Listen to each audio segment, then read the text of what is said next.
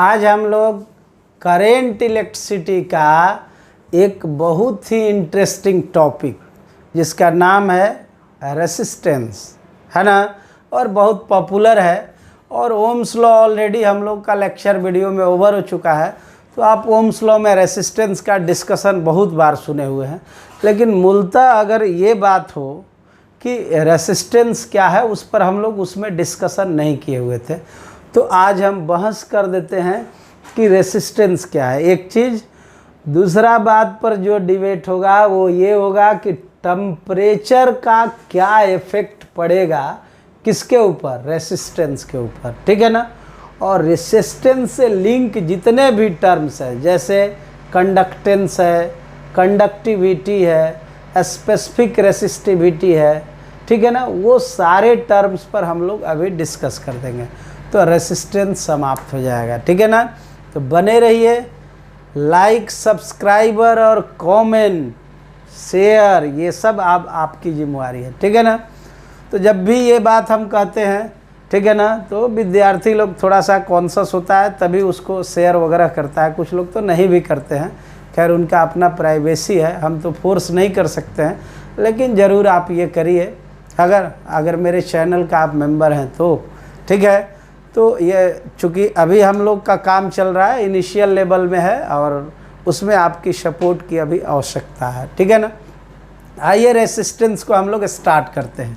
जैसे आप देख लीजिए यहाँ रेसिस्टेंस लिखा हुआ है, और ओम्स लॉ में ऑलरेडी ये डिस्कस हम लोग किए हुए थे कि रेसिस्टेंस जो है ना, अगर मान लीजिए ये कंडक्टर है और ये कंडक्टर का रेसिस्टेंस है जिसको R आप बोल रहे हैं, यहाँ पोटेंशियल V1 है, यहाँ पोटेंशियल V2 है, इसको आप HP बोले हुए हैं, हिंदुस्तान पेट्रोलियम नहीं बोलना है, हाई पोटेंशियल, इसको LP बोले हुए हैं, मतलब लो पोटेंशियल, ऐसा समझ लेना है, ठीक है ना। स्वाभाविक है इलेक्ट्रॉन का फ्लो लो पोटेंशियल से किधर होगा, हाई पोटेंशियल की ओर। यानी एक इलेक्ट्रॉन जो यहाँ है, ये इलेक्ट्रॉन कंडक्टर के माध्यम से, ठीक है ना, ये इलेक्ट्रॉन यहाँ से हम समझते हैं, ये इलेक्ट्रॉन कंडक्टर के माध्यम से, ठीक है ना, इधर फ्लो करके आना चाहता है। बीच में कौन है, रेसिस्टेंस है ना। अब ये तो आप समझ गए कि यहाँ से यहाँ तक कोई अवरोध नहीं है, कोई रोकने वाला नहीं है। लेकिन जैसे ही ये इलेक्ट्रॉन फ्लो करके यहाँ पर पहुँचता है, ठीक है ना, रेसिस्टेंस एक नेचुरल प्रॉपर्टी है किसी कंडक्टर का या किसी कंडक्टर के मटेरियल का जो इलेक्ट्रॉन का अपोज करता है, ठीक है। जैसे कि समाज में भी बहुत सारे लोग होते हैं जो आप कुछ करना चाहते हैं, सही काम, गलत काम नहीं, है ना, तो सही काम करना चाहते हैं तो उसका विरोध करते हैं, उसका अपोज करते हैं, ठीक है ना। तो यहाँ भी इलेक्ट्रॉन पोटेंशियल डिफरेंस के कारण इधर से इधर आना चाहता है, चूँकि ये इसका नेचर ही है लो पोटेंशियल से हाई पोटेंशियल की तरफ मूव करना। तो यहाँ जो रेसिस्टेंस बना हुआ है उसका ये अपोज करेगा, इलेक्ट्रॉन को इधर आने से अपोज करेगा। अब कहिएगा अपोज करेगा तो क्या इलेक्ट्रॉन इधर नहीं आएगा? हम कहेंगे ये तो डिपेंड करता है कि भेजने वाला कैसा है। अगर भेजने वाला अपोज करने वाले से मजबूत है तब क्या करेगा, इलेक्ट्रॉन को दूसरे साइड भेजेगा कि नहीं भेजेगा, एकदम भेज देगा। तो अक्सर यही होता है कि रोकने वाला जो रेसिस्टेंस है और भेजने वाला जो पोटेंशियल डिफरेंस है इससे मजबूत होता है, तो ये इलेक्ट्रॉन इस रेसिस्टेंस से होते हुए यहाँ पर पहुँच जाता है। मतलब जो इलेक्ट्रॉन उधर था, ऐसा नहीं कि अब एरो ऊपर दिखा है तो समझिएगा कि ऊपर से ऐसे आ गया, ऐसा नहीं समझा, तो ऐसा नहीं समझना है, ये इलेक्ट्रॉन इधर आ जाता है। अब कहिएगा जो रोक रहा है वो क्या करेगा भाई, तो उसका तो नेचर है, वो रोकेगा ही, तो नेचर है मतलब रेसिस्टेंस मटेरियल, कंडक्टर के मटेरियल का एक नेचुरल प्रॉपर्टी है जिसका काम ही है इलेक्ट्रॉन के फ्लो को रोकना, फ्लो को रोकना नहीं, फ्लो को अपोज करना, है ना। तो अपोज करना और रोकने में अंतर है, समझ रहे हैं ना। विरोध कर रहे हैं, जैसे कई बार हम लोग सरकार के पॉलिसी को लेकर विरोध करते हैं, है ना। चाहे किसी की भी सरकार हो, विपक्षी दल हमेशा कोई भी पॉलिसी आता है, चाहे वो समाज के हित में हो या नहीं हो, विपक्ष अपना भूमिका निभाता है और वो उस बिल का, उस संविधान का या जो भी उन लोगों का लॉ एंड ऑर्डर है उसका वो विरोध करता है। तो विरोध करने का मतलब और रोकने में ये फ़र्क है, ठीक है ना। तो यहाँ जब इलेक्ट्रॉन पहुँच गया, ठीक है ना, तो रेसिस्टेंस तो उसको रोक रहा था। कहिएगा तब होगा क्या, तो दोनों में ये जो विरोधाभास होता है, ठीक है। जैसे आपका हाथ कोई पकड़ लिया, ठीक है, और आप आगे की तरफ जाना चाहते हैं, वो हाथ पकड़ के आपको रोक रहा है, ठीक है। तो आप समझ रहे हैं बल प्रयोग आप आगे की तरफ कर रहे हैं, वो आपको रोकना चाह रहा है, तो स्वाभाविक है रोकने वाला भी टेंशन में आ जाएगा, आप तो है ही, ठीक है ना। तो ये रोकने के कारण, विरोध करने के कारण इलेक्ट्रॉन फिर भी इधर आता है, तो ये रेसिस्टेंस हीट हो जाता है ना। तो मतलब ये हुआ कि रेसिस्टेंस में थर्मल एनर्जी अपने से डेवलप हो गया, ठीक है ना। और इस थर्मल एनर्जी को बाय मैकेनिज्म हम लोग लाइट एनर्जी में कन्वर्ट कर लेते हैं। इसीलिए आप बल्ब देखे होंगे तो उस बल्ब में जो रेसिस्टेंस, जिसको आप फिलामेंट कहते हैं, वो फिलामेंट में इलेक्ट्रॉन के फ्लो का अपोज किया जाता है और उस अपोज होने के कारण फिलामेंट हीट होता है और उसके हीट एनर्जी अर्थात थर्मल एनर्जी को हम लोग कन्वर्ट कर लेते हैं किस में, लाइट एनर्जी में। तो यही बात यहाँ भी हो रहा है, ठीक है ना। तो अब यहाँ सिचुएशन तो आप समझते हैं, फिलहाल रेसिस्टेंस के बारे में हम लिख देते हैं कि रेसिस्टेंस किसको कहते हैं। तो सीधा सीधा कहिएगा कि resistance which has always tendency to oppose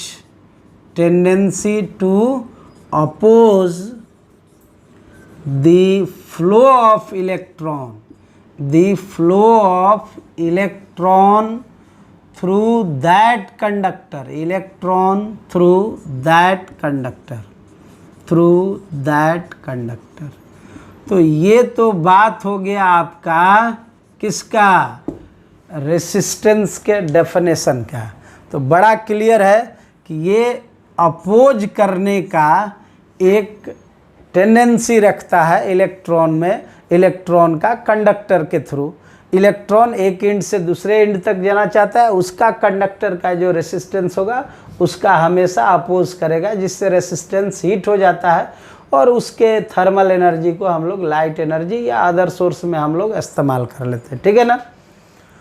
दूसरा बात ये समझना है, जैसे इक्वेशन की बात करें तो आप लिखे थे कि V1 minus V2 equal to, इसी का फॉर्मूला आया था 2me/n² इंटू T0 और यहाँ L/A इंटू I, या इसी को लिखे थे V1 माइनस V2 बराबर rho into L/A into I, इसी को आप लिखे थे V1 माइनस V2 बराबर R इंटू I। और ये सब लॉ जो आप लिखे, इसी सारे लॉ को यहाँ से आप क्या बोले, ओम्स लॉ, याद होगा आपको, ये सब ओम्स लॉ है, ठीक है ना। तो ये बात हो गया रेसिस्टेंस का, ठीक है। ये एक्सप्रेशंस हैं जो कि ऑलरेडी ओम्स लॉ में हम लोग देखे हुए हैं। इसमें एक दो चीज़ और आपको जानना होगा, जैसे आपसे पूछ देता है रेसिस्टेंस में, ठीक है ना, कि कंडक्टिविटी या कंडक्टेंस किसको कहते हैं।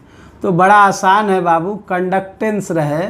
पहले तो एक चीज़ और बता दे, यूनिट जो रेसिस्टेंस का होता है, यूनिट ऑफ आर, ये बड़ा पॉपुलर है और उम्मीद रखते हैं कि लगभग सभी विद्यार्थी को पता होगा। आप क्या लिखते हैं, आर बराबर, आप यहाँ से देखिए तो यूनिट ऑफ आर लिखना है तो आप आराम से आर को पहले फॉर्मुलेशन में डालिए तो v equal to I R लिखते हैं ना, और यहाँ r इक्वल टू लिखेंगे तो v बाई आई आ जाएगा, ठीक है ना, v बाई आई। और आपको भी पता है v वोल्ट है और i जो है वो करेंट है, तो यूनिट लिखेंगे वोल्ट बाई करेंट, ठीक है ना। तो यहाँ से यूनिट बनेगा वोल्ट बाई करेंट, करेंट का क्या लिखते हैं एम्पियर, हम उधर वोल्ट लिख देते हैं, इसको AMP लिख देते हैं एम्पियर, इन शॉर्ट इसको V बाई ए कहते हैं, और इसी को ओम कहा जाता है। और ओम ये है सिंबल, ये है, ठीक है ना, इसको हमेशा आप यूज करते हैं, ठीक है। दूसरा जो टर्म है वो है कंडक्टेंस, सब न्यूमेरिकल बनाने के लिए है, क्या है कंडक्टेंस। और कंडक्टेंस बराबर कोई कहे कि क्या होता है तो सीधा सीधा लिखना 1/R, ठीक है ना, 1 रेसिस्टेंस को ही हम लोग क्या बोलते हैं कंडक्टेंस बोलते हैं। अब यूनिट की बात तो हो ही सकती है, तो इसको लिख देना बाबू 1/ओम, क्या लिखेंगे 1/ओम। और जब इसको उलाट देते हैं तो ये इसी को मोहो भी कहते हैं, या फिर कोई किताब में इसका यूनिट 1/ओम कहिए, मोहो कहिए, या सीमेन भी दिया हुआ है, सीमेन, ठीक है ना। तो ये बात ध्यान में रखिएगा, ठीक है। यहाँ से हम अलग कर देते हैं, ठीक। दूसरी बात, कंडक्टेंस के बाद एक और टर्म है जिसको हम लोग कंडक्टिविटी कहते हैं, क्या कहते हैं कंडक्टिविटी। और इस कंडक्टिविटी को हम लोग सिग्मा से डिनोट करते हैं, ये सिग्मा। और सिग्मा बराबर हम लोग लिखते हैं बुआ 1/रो, 1 क्या रो, ठीक है। तो ध्यान रहे, इसमें थोड़ा विद्यार्थी कंफ्यूज होता है कि कंडक्टेंस क्या है, कंडक्टिविटी क्या है। तो कंडक्टिविटी 1/रो है, और रो का यूनिट तो आप जानते हैं, रो इक्वल, यहाँ आर इक्वल टू क्या लिखते हैं रो इंटू L/A।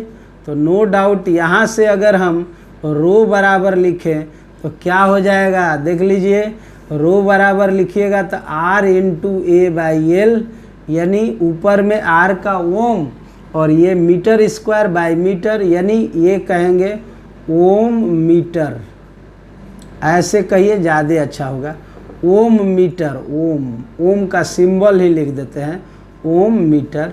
इसलिए इसका यूनिट लिखने की बारी हो तो आप लिख सकते हैं 1/ओम मीटर, 1/ओम मीटर, ऐसे भाषा में ही लिखें, क्योंकि इसको पलट भी सकते हैं हम लोग। ओम को क्या लिख सकते हैं मोहो, और मीटर नीचे रहेगा। तो इस तरह से इसको इन शॉर्ट हम लोग कभी कभी यूज़ करते हैं, ठीक है ना। तो ये बात हो गया रेसिस्टेंस का, इसका डेफिनेशन हो गया, ये ओम्स लॉ से आया था, इसलिए इधर सब इसके यूनिट और जो टर्म्स आते हैं उस पर हम लोग बहस कर दिए, ठीक है ना। अब यहाँ प्रश्न उठता है कि रेसिस्टेंस किन किन बातों पर डिपेंड करता है, ठीक है ना।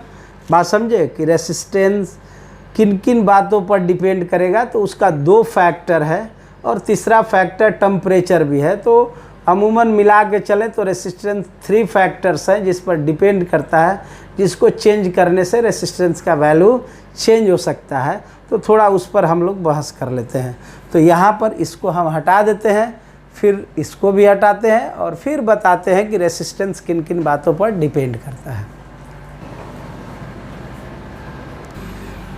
तो अब हम लोगों को पढ़ना है कि रेसिस्टेंस किन बातों पर डिपेंड करता है। देखिए डायग्राम वही है, और यहाँ से बड़ा क्लियर आपका मैसेज है कि V1 minus V2 equal to जो लिखे थे 2me/n² into T0 by into L/A into I, यही ना था, ठीक है।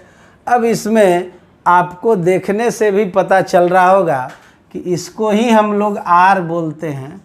तो जब ये V1 माइनस V2 बराबर RI है, तो यहाँ से तो मैसेज क्लियर है कि R बराबर होता है 2me by N square T not into L by A. Situation क्या बना? तो सिचुएशन साफ है। ये जो भी आप ये वाला फैक्टर देख रहे हैं, टुकुर टुकुर देख रहे हैं ना, ये वाला जो फैक्टर है ये एक्चुअल में क्या है? ये इंटरनल है, मतलब कंडक्टर के अंदर का सीन है। और एल बाई ए क्या है? तो ये एक्सटर्नल फैक्टर है। कौन फैक्टर है? एक्सटर्नल। तो एक इंटरनल और दूसरा एक्सटर्नल, ठीक है ना। तो अब बड़ा क्लियर हो गया। कोई पूछे कि रेसिस्टेंस किन किन बातों पर डिपेंड करता है, तो यहाँ लिखते हैं resistance of any conductor depends on following factor. Depends on following factor. इसमें दो कॉज दिखाते हैं, ठीक है ना। पहला कहिएगा internal structure. Internal structure of conductor, एक ये हो गया इंटरनल स्ट्रक्चर ऑफ कंडक्टर। और दूसरा हो गया geometrical dimension of conductor. Geometrical dimension of conductor, ये बात आप लिख देना। इससे बेटर कोई पढ़ा नहीं सकता है, एकदम ध्यान रखिएगा, है ना। Geometrical dimension of the conductor ये, और इंटरनल में ये। मतलब ये हुआ कि अगर हम ये कहें, ठीक है ना, ध्यान दीजिए, आप जो लिखे हैं R बराबर 2me by N E square T not into L by A, इसमें R जो आपको दिखा वो क्या दिखा? वो दिखा कि 1/n है पहला, यानी नंबर ऑफ फ्री इलेक्ट्रॉन बढ़ाएंगे, ठीक है ना, तो R का वैल्यू घटेगा। चूँकि m ही फिक्स है, मास ऑफ इलेक्ट्रॉन फिक्स है। फिर क्या फिक्स है? E फिक्स है, इलेक्ट्रॉन का चार्ज है, ठीक है ना। n और t नॉट फिक्स नहीं है, यानी n घटाएं तो R बढ़ेगा, n बढ़ाएं तो R घटेगा। दूसरा चीज़ देख सकते हैं R inversely proportional to t nought, यानी t नॉट किसी कारण में बढ़ जाए तो R का वैल्यू घट जाएगा, और t नॉट अगर घट जाए तो R का वैल्यू बढ़ जाएगा। मतलब average collision time interval is decreasing.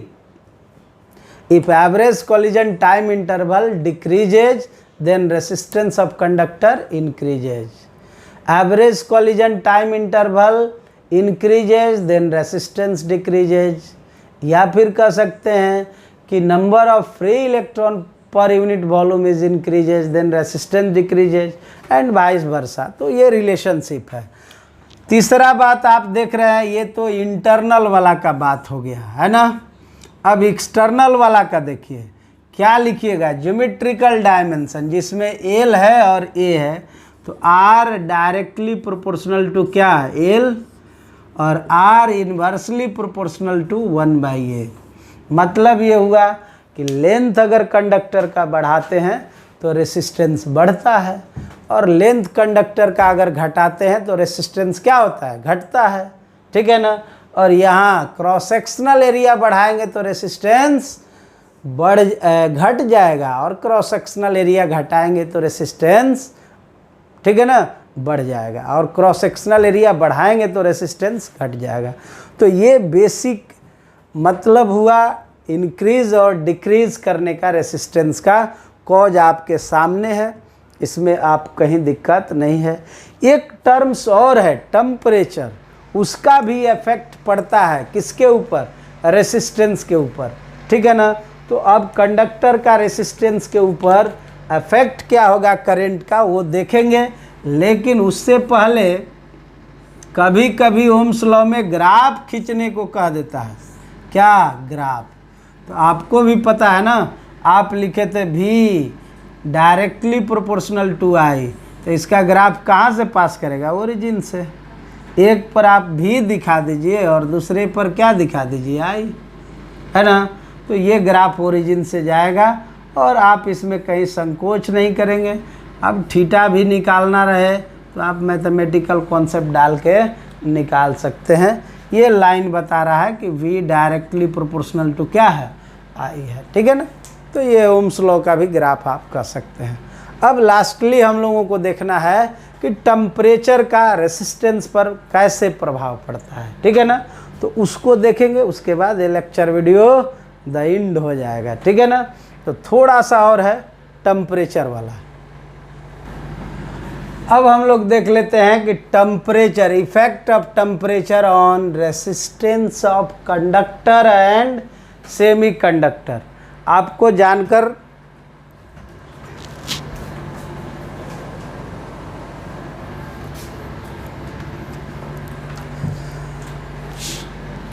चलिए तो लास्टली हम लोग देख लेते हैं कि कंडक्टर पर टेम्परेचर का इफेक्ट क्या होगा। Effect of temperature on resistance of conductor and semi conductor, इसी को डिस्कस करना है, ठीक है ना। अब आप ध्यान दो थोड़ा सा, इसको माइनरिटी में सोचना है, बहुत ज़्यादा दिमाग लगाना नहीं है।